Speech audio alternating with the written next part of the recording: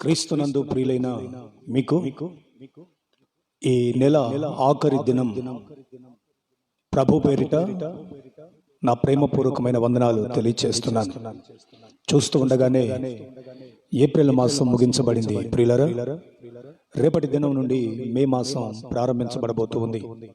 మనమంతా ఈ దినం తలల వంచి ప్రార్థన చేసుకుందాం.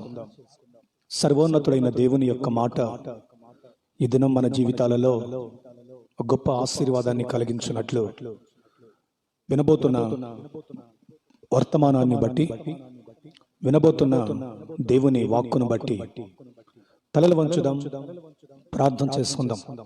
ఈ నెలంతా మనలను ఆయన సురక్షితమైన రెక్కల నీడలో భద్రపరచి ఈ దినం మనలను సజీవులుగా నిలిపిన యేసయ్యకు కొన్ని నిమిషాలు కృతజ్ఞులమై తలలు వంచుదాం. స్తోత్రం, స్తోత్రం, స్తోత్రం, స్తోత్రం, స్తోత్రం, స్తోత్రం, స్తోత్రం, స్తోత్రం. హల్లెలూయా, హల్లెలూయా, హల్లెలూయా, హల్లెలూయా, హల్లెలూయా, హల్లెలూయా, హల్లెలూయా, హల్లెలూయా. తండ్రి నీకు స్తోత్రములు, స్తోత్రములు, స్తోత్రములు, స్తోత్రములు. ఘనుడా మీకు స్తోత్రం, స్తోత్రం, స్తోత్రం, స్తోత్రం. యేసుక్రీస్తు యొక్క పరిశుద్ధ నామాన్ని స్తుతిస్తూ ఘనపరుద్దాం. దేవుడు మనందరికీ అట్టి ఆనందమును సంతోషమును కలుగు చేయునుగాక. హల్లెలూయా. వర్తమానాన్ని వినే ముందు ఒక చక్కని పాట పాడుకుంటూ ప్రభువుని స్తుతిద్దాం. నజరేయుడా నా యేసయ్యా,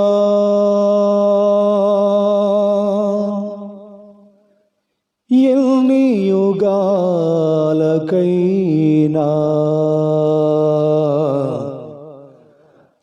ఆరాధ్య దైవము నీవేనని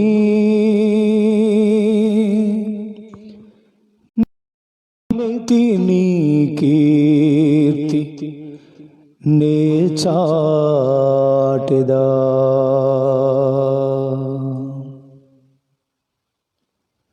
నజరేయుడా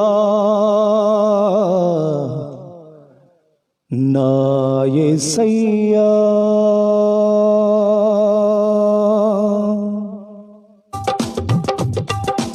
గ్లోరీ. ప్రభుని స్తుతిద్దాం.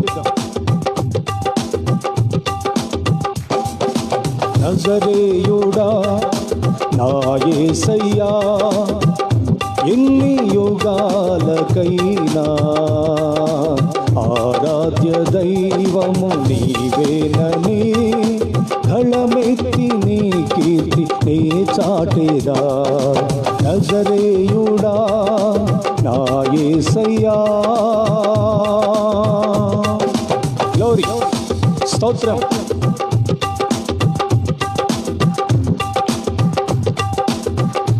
ఆకాశ గగనాలను నీ జేనతో కొలచితివి, ఆకాశ గగనాలను నీ జేనతో కొలచితివి. శూన్యములో ఈ భూమిని వేలాడదీసిన నా యేసయ్యా, శూన్యములో ఈ భూమిని వేలాడదీసిన నా యేసయ్యా, నీకే వందనం, నీకే వందనం, నీకే వందనం, నీకే వందనం. నజరేయుడా నా యేసయ్యా, ఎన్ని యుగాలకైనా ఆరాధ్య దైవము నీవేనని గళమెత్తి నీ కీర్తి నే చాటేదా. నజరేయుడా నా యేసయ్యా, గ్లోరీ, ఆమేన్, స్తోత్రం. నజరేయుడైన క్రీస్తుని మనసారా స్తుతిద్దాం. Praise the lord.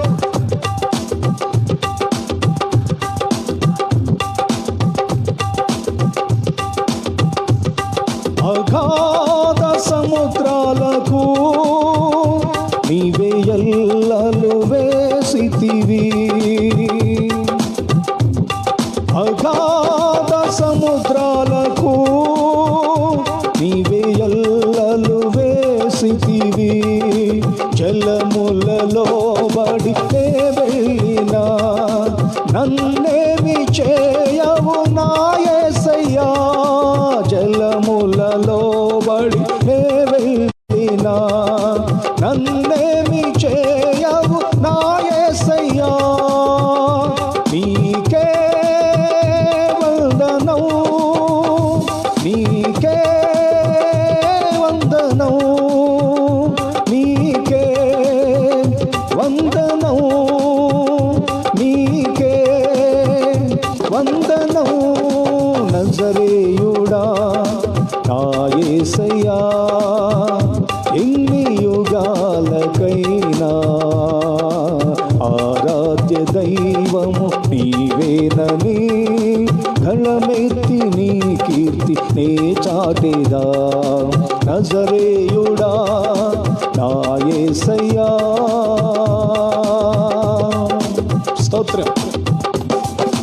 సర్వశక్తి కలిగిన దేవుడు నజరేయుడై నరుని రక్షించుటకు ఈ లోకానికి దిగి వచ్చిన వాడు. స్తుతిద్దాం ప్రభువుని. గ్లోరీ. సియోను శిఖరాగ్రము నీ సింహాసనమాయనా. సియోను శిఖరాగ్రము నీ సింహాసనమాయనా. సియోనులో నిన్ను చూడాలని ఆశతో ఉన్నాను నా యేసయ్యా.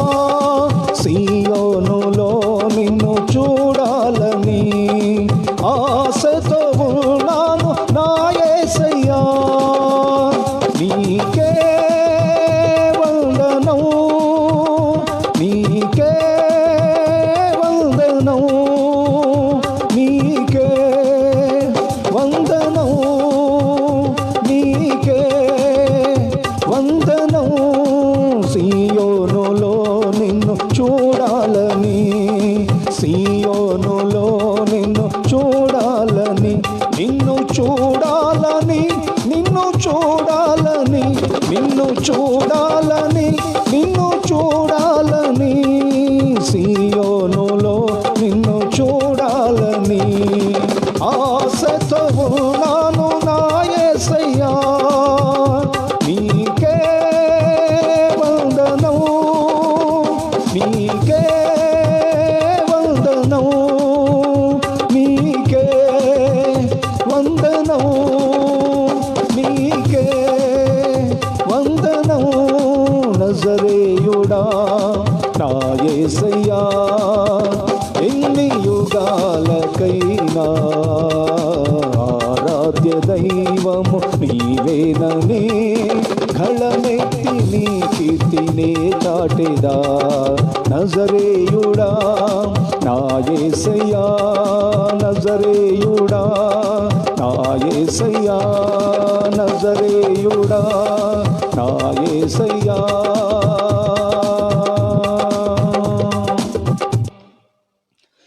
ఎన్ని యుగాలకైనా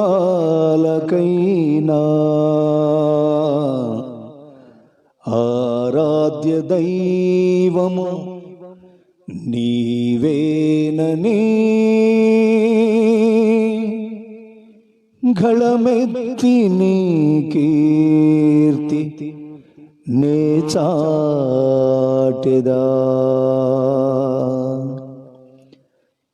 ఎన్ని యుగాలకైనా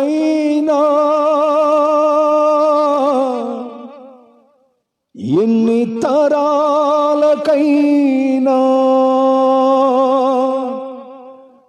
ఆరాధ్య దైవం నీవేనని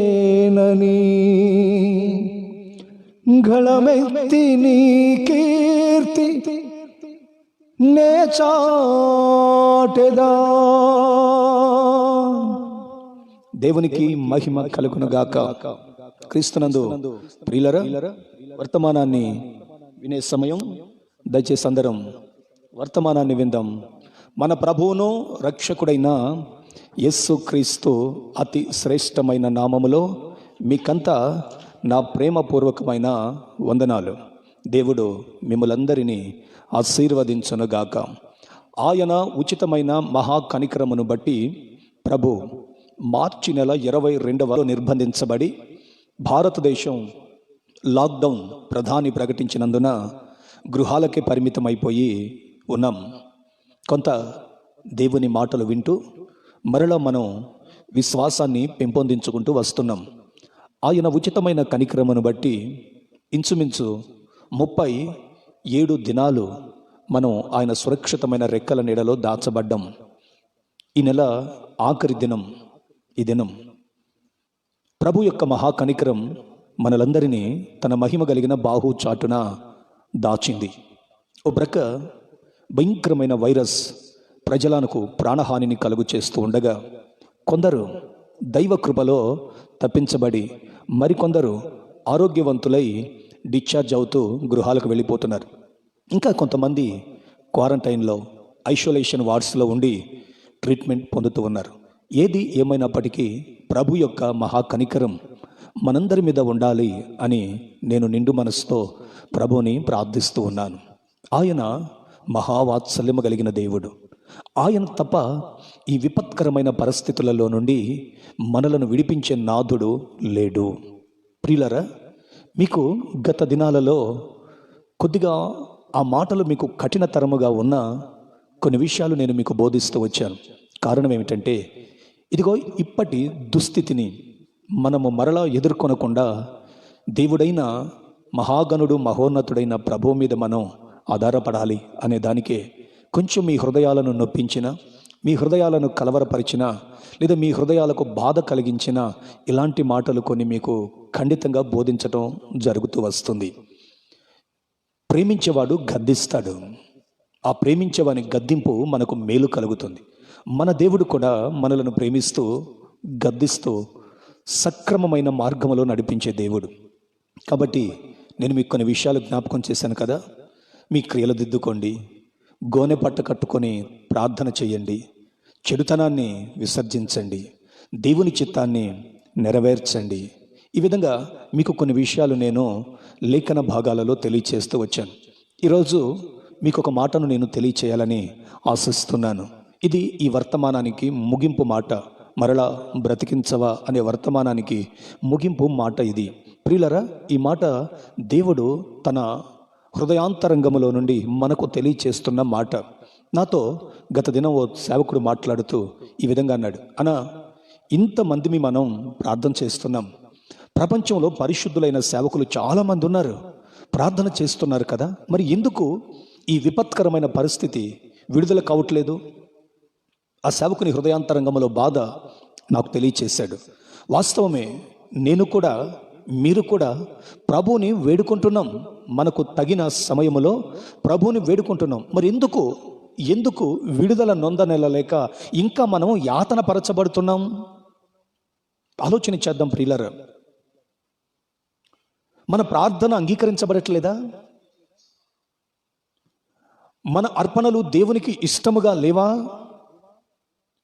దేవుడు ప్రార్థన ఆలకించలేనివాడా? కాదే, ప్రార్థన ఆలకించువాడు.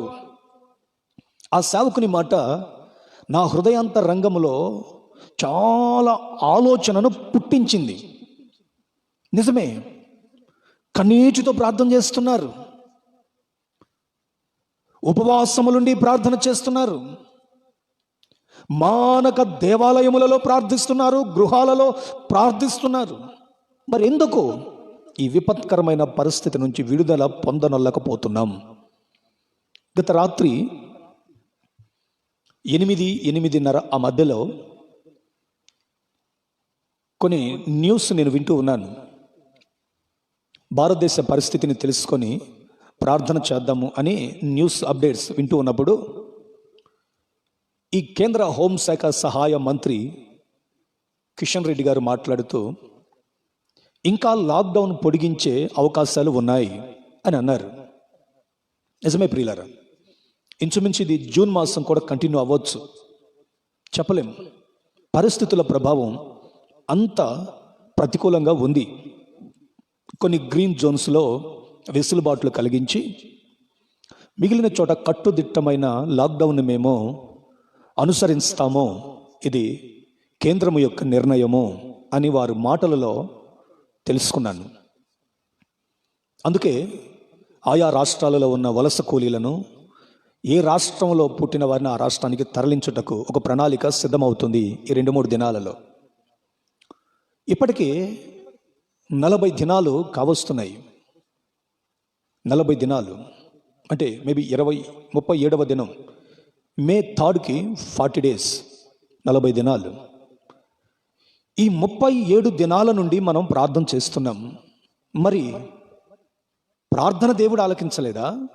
ప్రభు కార్యం చేయుటకు వెనకాడుతున్నాడా అని నేను కొంత మనసులో ఆలోచన పుట్టినవాడనై ప్రార్థన చేస్తున్నప్పుడు దేవుడు నాకు కొన్ని విషయాలు తెలియచేశాడు. ఈరోజు వాటిని మీతో నేను పంచుకోవాలని ఆశపడుతున్నాను. శ్రద్ధగా వినండి వాక్యాన్ని. ఒకవేళ చెప్పబడుతున్న మాటలు మీ హృదయాంతరంగానికి తాకితే ప్రభు ఎదుట మీ దోషాన్ని ఒప్పుకొని ప్రభు వైపుకు తిరగండి. ప్రభు కృప వాత్సల్యత కలిగిన వాడు. ఆయన యొద్దకు వచ్చు వారిని త్రోసివేసేవాడు కాదు. కాబట్టి ఆయన వైపుకు తిరగండి.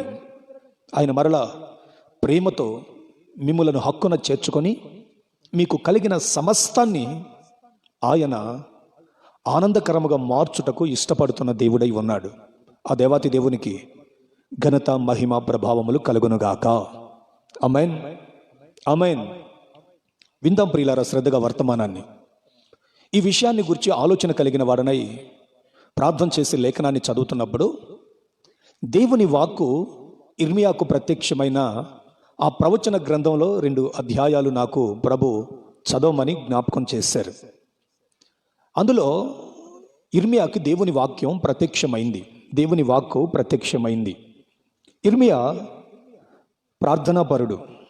దేశము కొరకు, తన ప్రజల కొరకు ఎక్కువగా కన్నీరు విడిచి ప్రార్థన చేసిన వాడు ఇర్మియా.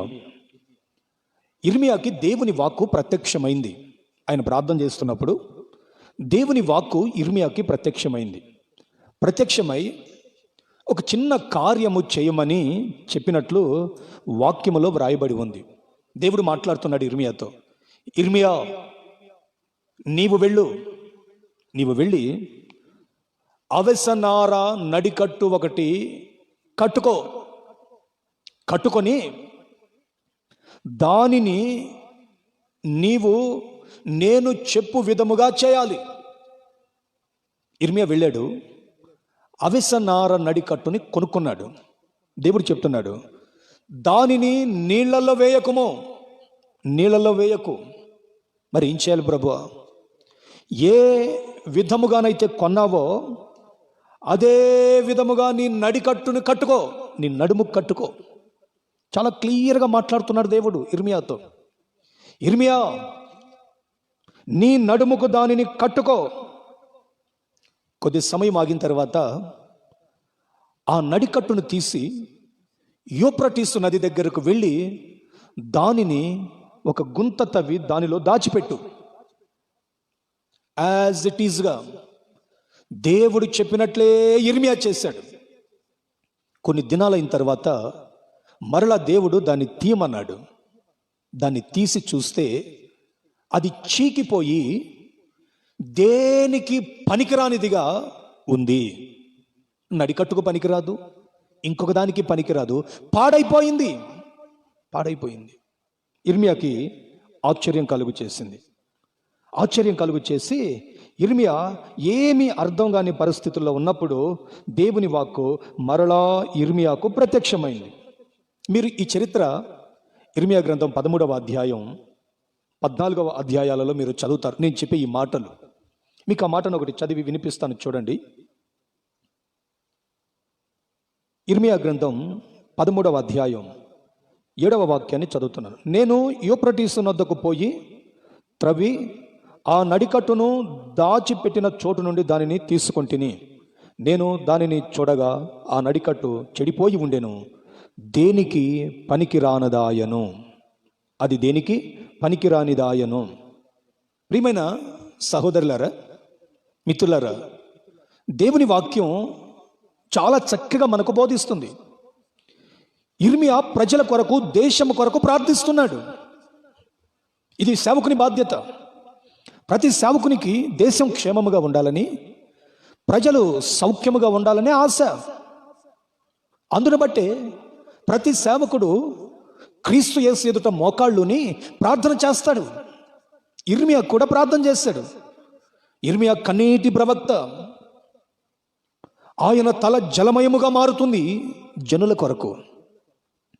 ఆ ప్రవక్త ప్రార్థన చేస్తున్నప్పుడు దేవుని వాక్కు ప్రత్యక్షమై ఇదిగో ఈ విధంగా చెప్పింది. చూశాడు, పాడైపోయింది, ఏమీ అర్థం కాల.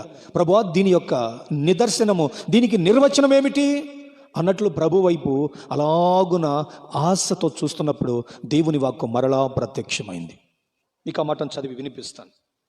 8-9 వాక్యాలు చదువుతున్నాను, జాగ్రత్తగా వినండి ప్రియులారా. కాగా యెహోవా వాక్కు నాకు ప్రత్యక్షమై ఇలాగూ సెలవిచ్చాను. యెహోవా ఈ మాట సెలవిచ్చుచున్నాడు, ఈ విధముగానే యూదావారి గర్వమును, యెరూషలేము నివాసుల మహాగర్వమును నేను భంగపరచుదును. ప్రియులారా, చాలా జాగ్రత్తగా ఈ మాటలు విందాం, ఈరోజు నేర్చుకుందాం. దేవుని వైపు ఆశతో చూస్తున్నాడు. దీని యొక్క నిర్వచనం ఏమిటి? ఇది పనికిరాందైంది, ఎందుకు నువ్వు ఇది ఈ విధంగా నాకు చూపించావు, ఎందుకు ఈ విధంగా చేయమన్నావు అని అడిగితే దేవుడు అంటాడు, ఈ అవ్యసనార చీకిపోయి పనికిరాని దాని వలె ఎలాగైందో, ఇదిగో ఇశ్రాయేలీల వారిని, యూదా వారిని కూడా అలాగునే నేను చేస్తా. ప్రియులారా, ఈ రోజున ఒకసారి మీరు ఆలోచించేయండి. దేనికి పనికిరాని వారం అయిపోయాం. ఆశ్చర్యంగా లేదు జీవిత విధానం? ఎవ్వరూ ఏమీ చేయలేని పరిస్థితి.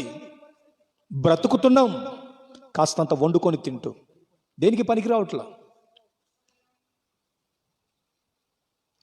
ఏమిటి ప్రభువా దీని నిదర్శనం అనంటే, ప్రజలు గర్వించారట. ప్రజలు మహాగర్వం, మామూలు గర్వం కాదు, మహాగర్వం. వాస్తవమే. ఈ రోజున దేశానికి కానీ ప్రపంచానికి కానీ ఇట్టి స్థితి కలగటానికి కారణం ఏమిటంటే గర్వం. దేవుడు అంటున్నాడు, ఆ గర్వమును నేను అణిచివేశాడు. పెరుగుతున్న టెక్నాలజీని బట్టి గర్వం, కలిగిన ఐశ్వర్యాన్ని బట్టి గర్వం, కలిగిన విద్యా జ్ఞానమును బట్టి గర్వం. సృష్టికర్తైన దేవునిని మరచి తమకు కలిగిన జ్ఞానమును బట్టి ప్రజలు గర్వించి, ఒకడు దేవుడు లేడని, ఒకడు సైన్సే దేవుడని, మరొకడు ఇంకొకడు దేవుడని, మరొకడు ఇదిగో కనబడుతున్న మనిషే దేవుడని, నాస్తికత్వములో ఉన్న గర్వం. ఈ గర్వాన్ని అణుచుటకు దేవుడు ఇదిగో ఇట్టి స్థితిని కలుగు చేశాడు. అక్షరాల 100% నిజమిది. నాశనమునకు ముందు గర్వము నడుస్తుందని జ్ఞాని చెప్పాడు. గర్వించారు. కట్టుకున్న బంగ్లాను బట్టి గర్వం, కొన్న పొలమును బట్టి గర్వం, కొనుక్కున్న వెహికల్స్ను బట్టి గర్వం, వచ్చిన ఉద్యోగాన్ని బట్టి గర్వం.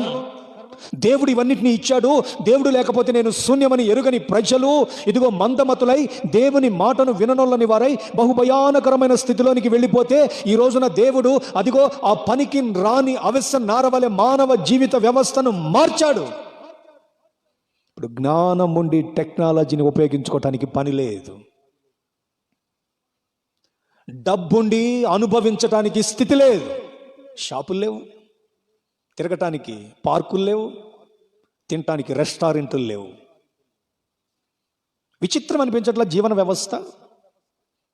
నాకు ఈ విషయాన్ని ఎందుకు ప్రభు జ్ఞాపకం చేశాడని మార్నింగ్ లేచి దేవుని వాక్యాన్ని చదువుతూనే ఉన్నాను.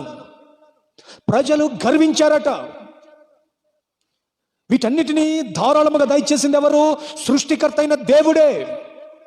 6 దినాలు మానవునికి కావలసిన ప్రతి వనరు తయారు చేస్తూ 6వ దినమున దేవుడు మనిషిని సృష్టిస్తే, ప్రతి కోరమొక్క, ప్రతి ప్రాకుజీవి, ప్రతి జంతువు తినాల్సినవేటో తినకూడదు అన్ని సృష్టించి వీటిని అనుభవించమని దేవుడు పెడితే, దేవుని మాటను మరిచి గర్వించారు ప్రజలు. అందుకే ఈ రోజున మానవ జ్ఞానం ఏ పాటితో ఒక్కసారి దేవుడు టెస్ట్ చేయాలనుకున్నాడు. అవునండి. మరి ఈ విపత్కర పరిస్థితిని బట్టి ప్రజలు చేయాల్సిన పరిస్థితి ఏమిటంటే, దేవుని ఎదుట తమ గర్వమును విడిచిపెట్టిన వారై దేవుని ఎదుట తమను తాము తగ్గించుకొని దైవ కృపకు పాత్రులు కావాలని మరొకసారి నేను జ్ఞాపకం చేస్తున్నాను. దేవుడు ఒక ఉన్నతమైన సంకల్పం కలిగిన వాడై ఉన్నాడు. అవునండి, గర్వించారు ప్రజలు. అయితే ఇర్మియా ఇది చూసి కన్నీరు విడిచి ప్రార్థన చేశాడు. ప్రస్తుత కాలమందు ఆ సేవకుడు అడిగిన ప్రశ్నకు నాకు దేవుడిచ్చిన సమాధానం ఏంటో తెలుసా? ఇంతమంది ప్రార్థన చేస్తున్నాం కదా, మరి ప్రార్థనకు జవాబు రాకుండా దేవుడు స్వస్థపరచకుండా ఎందుకున్నాడు అని అంటే, ప్రజలను తన వైపుకు తిరగాలనే ఆశతో దేవుడు ఉన్నాడు. ఇర్మియా కూడా ప్రార్థన చేశాడు. మరి వచ్చిందా వెంటనే? రాలా. ప్రార్థనకు జవాబు రాలా. ఒకసారి దేవుడు అన్నాడు, వారి నిమిత్తం నువ్వు ప్రార్థన చేయకు, నీ మనవిని నేను వినను, వారి మనవిని కూడా ఆలకించను, నీవు వారి నిమిత్తం ప్రార్థన చేయొద్దు ఇర్మియా అన్నాడు. ఇప్పుడు ప్రస్తుతం దేవుడు ఎలా ఉన్నాడు అని అంటే, మీకు ఒక మాట నేను చదివి వినిపిస్తాను చూడండి. ఇర్మియా గ్రంథం 14వ అధ్యాయం 7, 8, 9 వాక్యాలు చదువుతున్నాను. యెహోవా, మా తిరుగుబాట్లు అనేకములు, నీకు విరోధముగా మేము పాపము చేసితిమి, మా దోషములు మా మీద దోషారోపణ చేయుచున్నవి. నీ నామమును బట్టి నీవు కార్యము జరిగించుము. ఇశ్రాయేలీలకు ఆశ్రయుడా, కష్టకాలమున వారికి రక్షకుడా, మా దేశములో నీవేళ పరవాసి వలె ఉన్నావు. ఎలా రాత్రి వేళను బస చేయుటకు గుడారము వేయు ప్రయాణస్తుని వలె ఉన్నావు. భ్రమసి ఉన్న వాని వలెను, రక్షింపలేని శూరుని వలెను నీవేళ ఉన్నావు. యెహోవా, నీవు మా మధ్యనున్నావే, మేము నీ పేరు పెట్టబడిన వారము, మమ్మను చెయ్యి విడువకుము. దేవుడు ఎలాగున్నాడంటే, రక్షింపలేని శూరుని వలె ఉన్నాడు. కారణం ఏమిటంటే, ప్రజల యొక్క గర్వం భంగపరుస్తాను వారి గర్వమును అని దేవుడు చెప్పాడు. అవును ప్రియులారా, దేవుడు చెప్తున్నాడు. ఈ రోజున మరి గర్వాన్ని విడిచిపెట్టి దేవునికి మహిమ కలిగే వ్యక్తులుగా మనం ఉండాలి. ఏది జరిగినా గాడ్ గ్రేస్, దేవుని కృపను ఒప్పుకోవాలి. మనదేమీ లేదు. తల్లి గర్భంలో రూపింపబడక మునిపే ఆయన దృష్టి మన మీద ఉంది. నీ పుట్టుకతోనే నీకు కొంత జ్ఞానమును ఇస్తున్నాడు. ఆ జ్ఞానము కేవలం దేవుని యొక్క మహాభాగ్యం. అందును బట్టి నువ్వు గర్వించకూడదు. ఎవరైనాను సరే, అధికారమును బట్టి అధికారులు గర్వించకూడదు, ఉద్యోగమును బట్టి ఉద్యోగస్తుడు గర్వించకూడదు, పరిచర్యను బట్టి సేవకుడు గర్వించకూడదు, ప్రజలకు కలిగిన ఆస్తిని బట్టి ప్రజలు గర్వించకూడదు, కలుగుతున్న వస్తు వజ్ర వైడూర్య పరిస్థితులను బట్టి ఎవ్వడు గర్వించకూడదు. గర్వమును విడిచిపెట్టి దేవుని వైపుకు మనం తిరగాలి. అవునండి. తర్వాత ప్రవక్తలందరూ ప్రార్థన చేస్తూ వస్తున్నారు. నెహెమ్యా కూడా ఒకసారి వీళ్ళ కొరకు ప్రార్థన చేశాడు. ఆ మాట నేను మీకు చదివి వినిపిస్తాను చూడండి. అది చాలా ఆశ్చర్యాన్ని కలుగు చేస్తుంది. ఆ మాట నెహెమ్యా గ్రంథంలో అప్పటి ఇశ్రాయేలీల పరిస్థితి ఎలాగుందో అనే మాట నెహెమ్యా చాలా క్లియర్గా వ్రాస్తాడు. ఆ మాటలు నాకు ఆశ్చర్యాన్ని కలుగు చేసిన ప్రియులారా. నెహెమ్యా గ్రంథం 9వ అధ్యాయం నెహెమ్యా గ్రంథం 9వ అధ్యాయం 16వ వచ్చిన భాగంలో నెహెమ్యా ఈ విధంగా మాట్లాడుతున్నాడు. మీకు ఆ మాట నేను చదివి వినిపిస్తాను చూడండి. అయితే వారును మా పితరులను గర్వించి లోబడనొల్లక నీ ఆజ్ఞలకు చెవియొగ్గకపోయిరి. వారు విధేయులగుటకు మనసు లేని వారై తమ మధ్య నీవు చేసిన అద్భుతములను జ్ఞాపకము చేసుకొనక తమ మనస్సును కఠినపరుచుకొని తాముండి వచ్చిన దాస్యపు దేశమునకు తిరిగి వెళ్ళుటకు ఒక అధికారిని కోరుకొని నీ మీద తిరుగుబాటు చేసిరి. అయితే నీవు క్షమించుటకు సిద్ధమైన దేవుడవును, దయా వాత్సల్యము గలవాడును, దీర్ఘశాంతమును బహుకృపయు గలవాడవయుండి వారిని నీవు విసర్జించలేదు. ప్రియులారా, మానవ గర్వం దేవుని ఆజ్ఞను విసర్జింపచేసింది. ఎస్, దేవునికి లోబడనలని ప్రజలనుగా మార్చింది. మరి ఒక 20 సంవత్సరాల నుండి ఈ టెక్నాలజీ ముసుగులో ప్రజలు బహుగా గర్వించారు. అరచేతిలోకి వచ్చేసింది ప్రపంచం. అవునండి, అరచేతిలోకి వచ్చేసింది. ఈ టెక్నాలజీని బట్టి గర్విస్తే నేను ఒకడిని ఉన్నాను, నీకు ఈ జ్ఞానమును కలుగు చేసిన వాడను నేనేరా అని చెప్పటానికి దేవుడు నీకు ఈ దుస్థితిని కలుగు చేశాడు. సాఫ్ట్వేర్ రంగం వచ్చిన తర్వాత ప్రజలు బహుగా పాడైపోయారు. శరీరాశలు నెరవేర్చుకుంటూ విచ్చలవిడిగా తిరుగుతూ.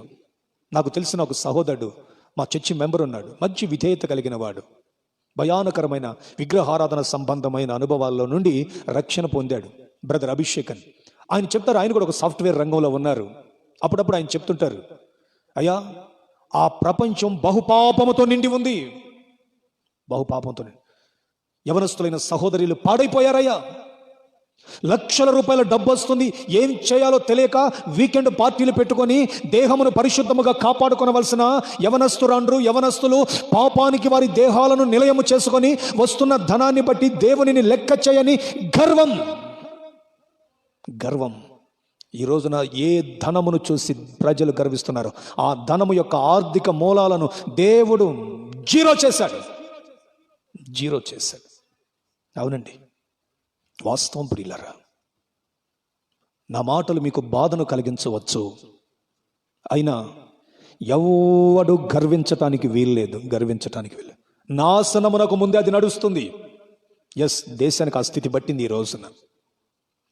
ప్రభు అంటే లెక్క చేయని, ప్రభు అంటే దృష్టి ఉంచని కొన్ని సంస్థలు లేచాయి.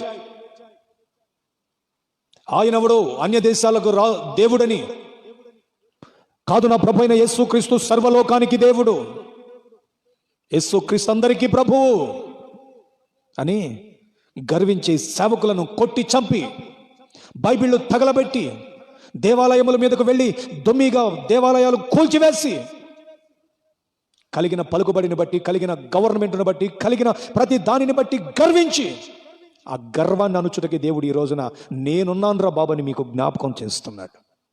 ఎస్, నెహెమ్యా ప్రార్థన చేస్తున్నాడు, అయ్యా ఈరోజు మేము ఇంకా సజీవులుగా ఉన్నామంటే నువ్వు మమ్మల్ని విసర్జించలేదు ప్రభువా, దయతో మమ్మల్ని క్షమించు. మా పితరులు నీకు లోబడలేదు. నేను మరలా జ్ఞాపకం చేస్తున్నాను ప్రియులారా, నా ప్రభు ఎంత కృపగలవాడో, ఎంత వాత్సల్యత కలిగిన వాడో తెలుసా? లోబడనొల్లని ప్రజల వైపు కూడా ఆయన దినమెల్లా చేతులు చాచి ఉంచాడట. మీకు ఆ మాటను చదివి వినిపిస్తాను.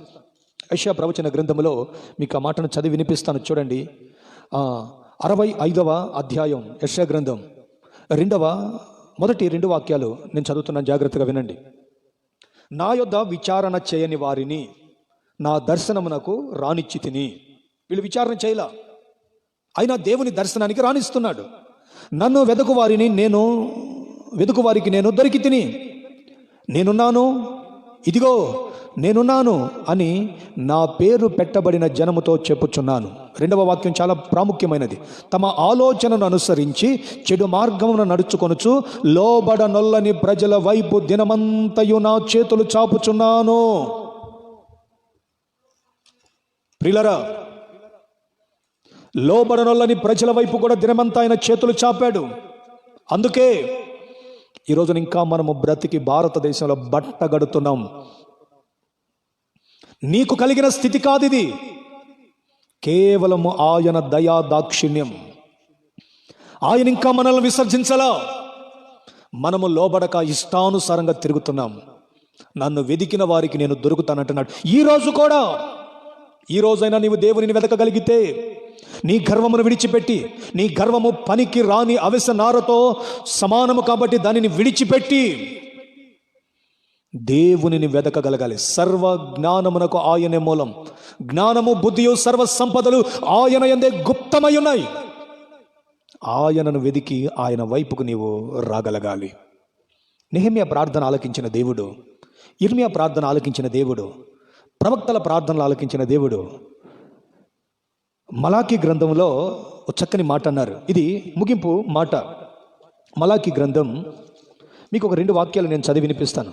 మలాకీ గ్రంథం 3వ అధ్యాయం 7వ వాక్యం. 7వ వాక్యం, మీ పితరుల నాటి నుండి మీరు నా కట్టడలను గైకొనక వాటిని త్రోసివేసితిరి. అయితే మీరు నా తట్టు తిరిగిన ఎడల నేను మీ తట్టు తిరుగుదునని సైన్యములకు అధిపతియగు యెహోవా సెలవీయగా మేము దేని విషయంలో తిరుగుదమని మీరు అందురు. నా తట్టు తిరగండి. జకర్యా గ్రంథంలో కూడా మీకు ఒక మాటను చదివి వినిపిస్తాను. 1వ అధ్యాయం 3వ వచనం నుండి చదువుతున్నాను. కాబట్టి నీవు వారితో ఇట్లనుము. జకర్యా ప్రార్థన చేశాడు, ప్రవక్తలు ప్రార్థన చేశారు. ప్రార్థన చేసిన వారికి దేవుని వాక్కు ప్రత్యక్షమై అదిగో లోబడనొల్లని ప్రజలతో ఇట్లనమని దేవుడు చెప్తున్నాడు. ఏమిటా మాట అంటే, కాబట్టి నీవు వారితో ఇట్లనము, సైన్యములకు అధిపతియగు యెహోవా సెలవిచ్చినదేమనగా, మీరు నా తట్టు తిరిగిన ఎడల నేను మీ తట్టు తిరుగుదునని సైన్యములకు అధిపతియగు యెహోవా సెలవిచ్చుచున్నాడు. ఇదే సైన్యములకు అధిపతియగు యెహోవా వాక్కు. మీరు మీ పితరుల వంటి వారై ఉండవద్దు. పూర్వీకులైన ప్రవక్తలు సైన్యములకు అధిపతియగు యెహోవా సెలవిచ్చినదేమనగా, మీ దుర్మార్గతను దుష్క్రియలను మాని తిరుగుడని వారికి ప్రకటించినను వారు వినకపోయిరి. మీ పితరుల వంటి వారు వలె ఉండొద్దు మీరు. మరి ఎలా ఉండాలి?